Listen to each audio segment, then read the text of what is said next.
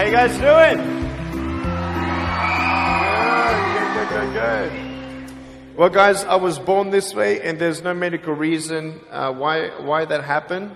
My brother and my sister were born with arms and legs. And sometimes in life, things happen that don't make sense. My doctors never thought that I'd be able to walk. And today, I'm walking. I'm from Australia. Anybody one day want to go to Australia? It's such a cool place. And I now live in LA. I'm a Southern California boy. So I only live about 4 hours from here. And today I'm going to tell you, man, I love freaking people out. One day I'm in a car. I'm in the front seat. I'm not driving, of course. Can you imagine if I'm driving a car? They reckon they can put a joystick, that thing that controls my wheelchair, we can put that in a car. Like, how fully sick is that? Like, imagine if I get pulled over by the cops. Can I have your driver's license, please? Yeah, but it's over there. You're going to have to get it. Imagine if I'm in big trouble. Put your hands up. Get out of your car.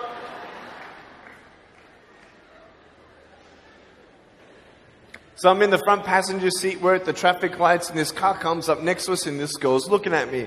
And I'm looking at her. She's looking at me. I'm looking at her. She's looking at me. I'm looking at her. All she sees is my head, right?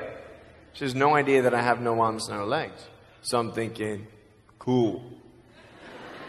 I'm going to freak you out. So I get the seatbelt in my mouth and I loosen it like this so then I can freely move.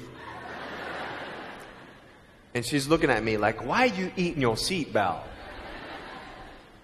So I pull it. The belt is loose. I can move.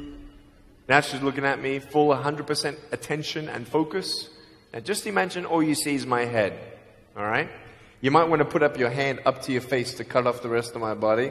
All right, so you can really see the effect. So just, that's it, exactly. Here we go, ready? I just did this.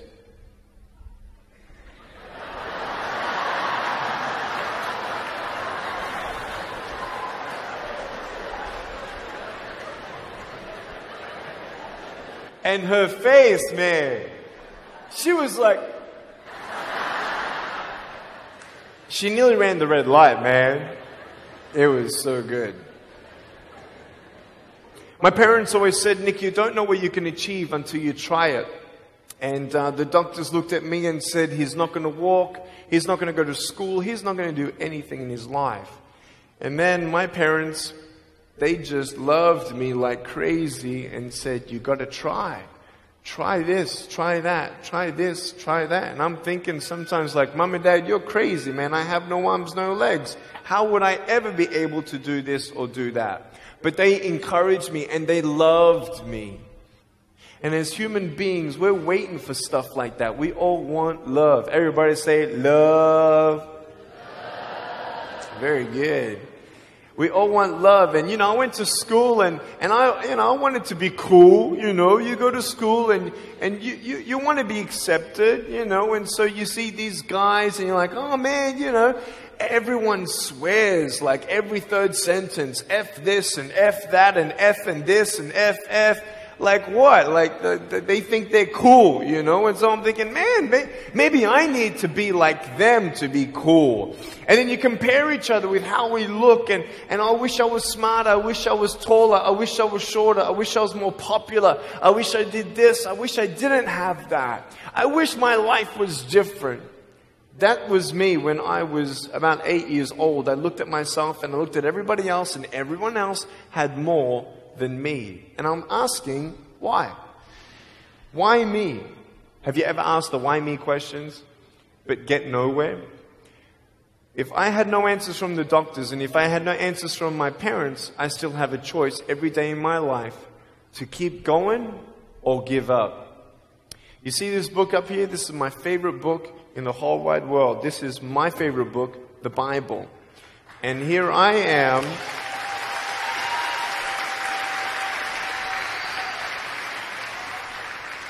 And here I am, and for me, that's my full potential in all that I can be here on earth. And so encouragement takes me closer to all that I can be, and discouragement takes me away. You see, it only takes 3 seconds for someone to tease me when I was at school and just say, you're ugly. Yeah, you can't do this and you can't do that. And some of you thinking like, man, seriously? You had kids picking on you? Like, how heartless are those kids? Picking on me with no limbs? Like, you would probably say, well, I'm not that bad. I wouldn't pick on a kid with no limbs. But why would you pick on anyone? Well, because it's fun. It's just culture. Okay, we'll get to that. But for me facing all that stuff, I'm getting these seeds. Everybody say seeds. S-E-E-D-S, seeds. Have you seen the pictures of the sequoia reds up here in California? These huge trees. Like some of the trunks could be as nearly big as this room. I've seen those photos where they've actually dug out a tunnel in a trunk of a tree. You can drive a full-size SUV right through it. That all started with a little seed. If you leave a seed of lies in your heart and in your mind and you don't know the truth, if you don't know the truth, you will die with the lie. I started dying because I started believing what I was told. I want you to know the 3 things that I needed to come to in my life is the truth of my value, the truth of my purpose, and the truth of my destiny. I want you to know something. In our mind, we put ourselves down all the time. I want to ask you today, do you think I'm cool enough to be your friend? But I don't swear. I don't use the F-bomb. Am I still cool enough to be your friend? But I don't tease people. Am I still cool enough to be your friend? But I have no arms, no legs. Seriously.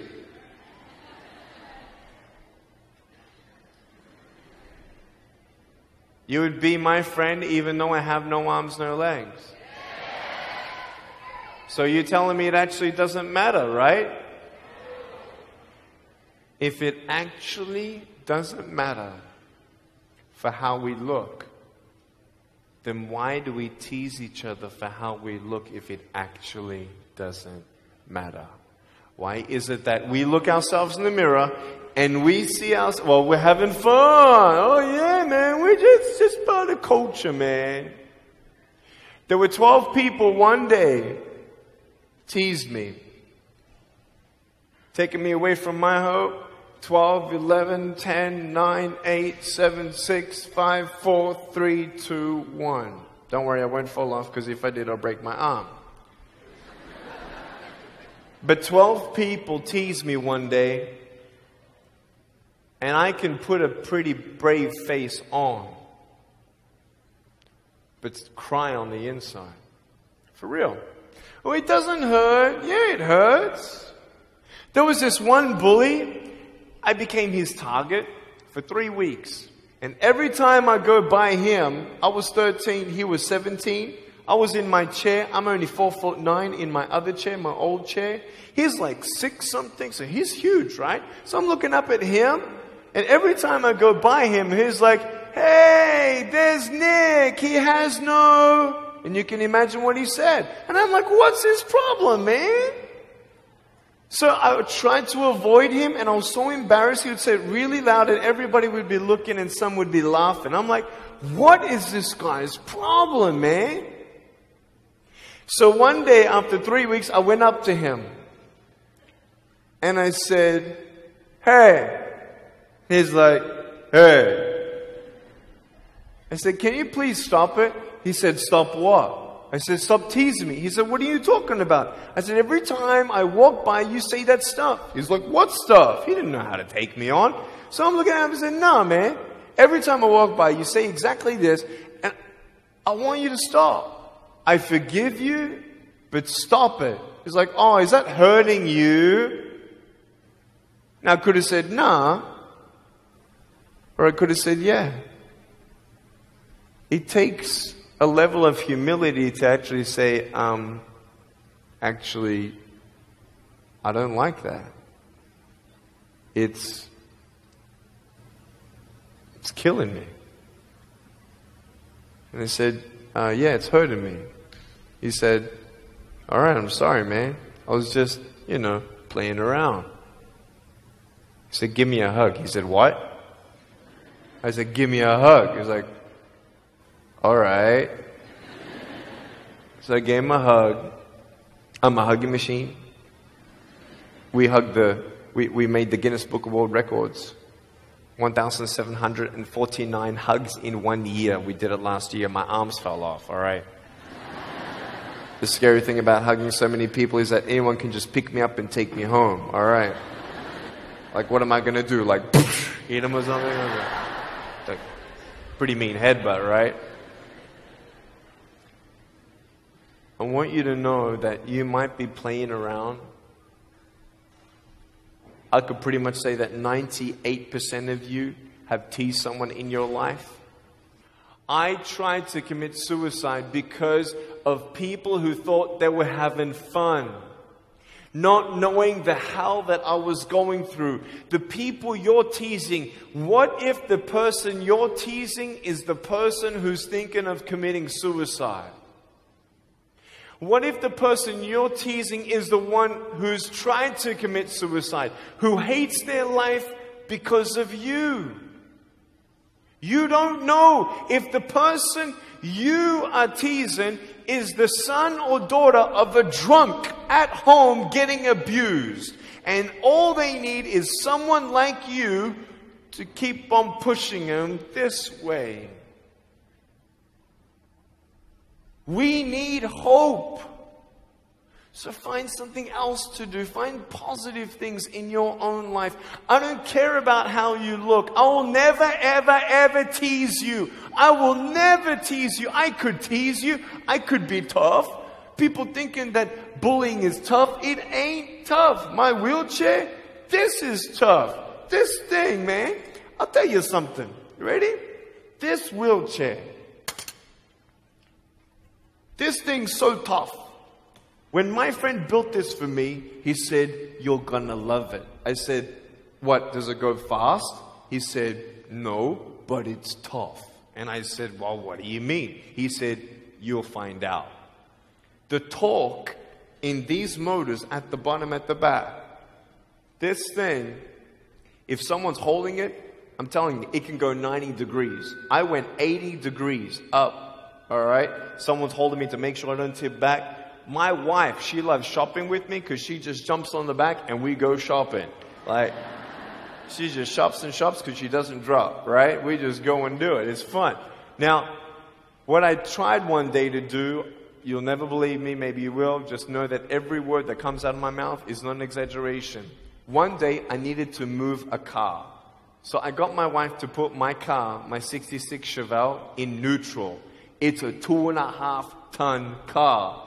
And I backed it back with this thing. Just like this, like nothing. This thing is tough. Guess what? The definition of tough means it's strong. To show your strength, you need to do something that's difficult. I would sound so stupid if I said, hey guys, I got a Matchbox car one day and I got some fishing line and I towed that Matchbox car all around all day. How tough is my BMW? That's stupid. That's the same thing with bullying. You think you're tough? You're trying to show your strength? That's not your strength. Let me come back in 10 years and let me get your anyone have a 3-year-old nephew? Anybody have a 3-year-old nephew? Cool, put your hands down. I will get any one of your 3-year-old nephews, bring them tomorrow night at where I'm speaking, and we're going to put him up on stage, and let me show you how tough I am. We'll get your 3-year-old nephew, and we'll put him up here on the table, and let me tease him. Let me show you how tough I am. That's what you are. I could pick on you, you biggest bullies. I could pick on anything you like. any singer, any music that you like. I could tease you. I could tease your family. I could tease your friends. I could tease about the movies that you think are really cool. I could tease anything about you. I could tease you about your nose, your eyes, your teeth, your chin, your hair, your ears, your elbows, your knees, your whatever, man. I can tease you about anything. It ain't hard, just like you can tease me. You want to know what tough is? Go to the people you teased and say sorry. You want to know what tough is?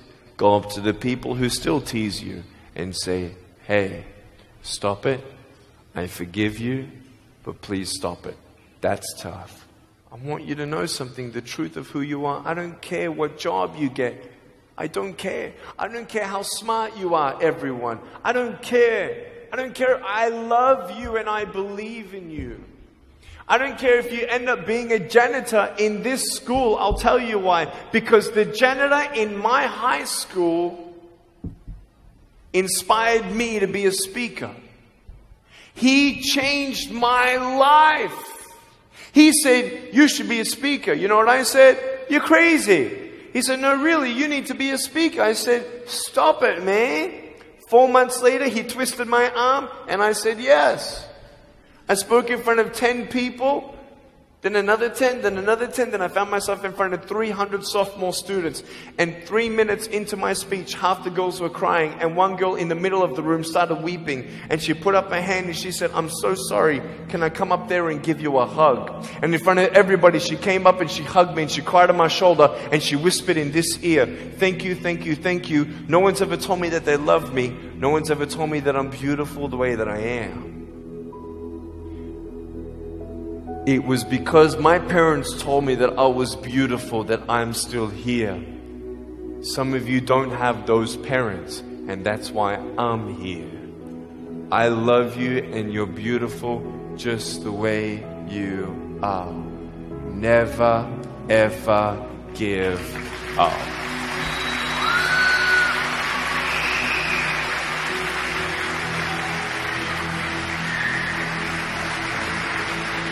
How many schools do you think that I spoke to actually stopped bullying altogether? Okay. Whoever said 1, you were correct. 1 school out of 600, I got a letter from the headmaster, and he said, Nick, you forever changed our school, blah, blah, blah. We haven't seen any bullies pick on anybody for 8 months straight. We don't know what happened, but in the best words that I can describe, there's just a new thought in the air that it just ain't cool anymore. It just ain't cool. I want to ask you, what are you going to do? Are you going to continue on at the risk of knowing that in each section, this section right here, 5 people already trying to commit suicide? That section there, 5 people.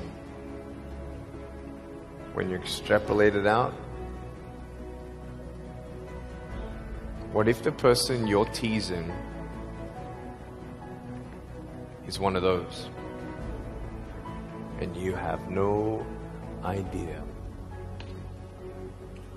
Would you find something else to do? So, the change is up to you. If you want to see more love in your school, be love.